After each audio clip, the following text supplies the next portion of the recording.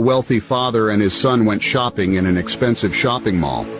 On their way back to their car, a poor boy approached them. He cried, "Please help me, sir.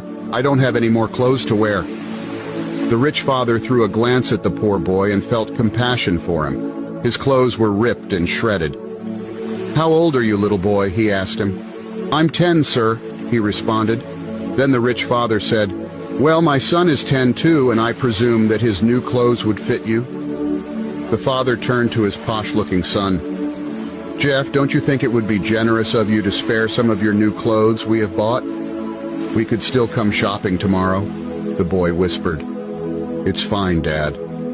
The rich father then opened their shopping bag and took out few clothes which he handed to the poor boy. His face lit up in excitement.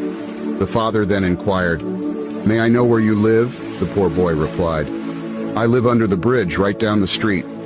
He expressed deep gratitude and watched the father and his son as they walked into their car and drove away. 3 months later, the rich father drove down the street looking for the poor boy under the bridge. When he found him, he took him to the car and brought out boxes of clothes, shoes, bags, and toys.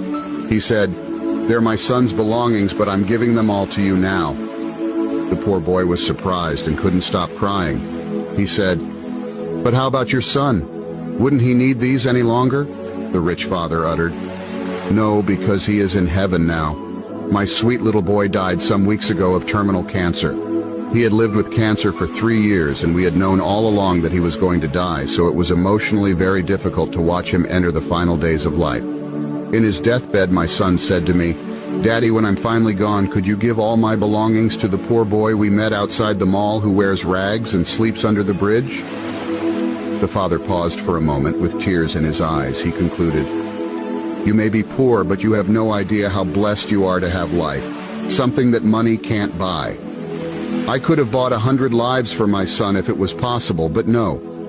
We often compare our lives to others, forgetting that life doesn't come with perfection.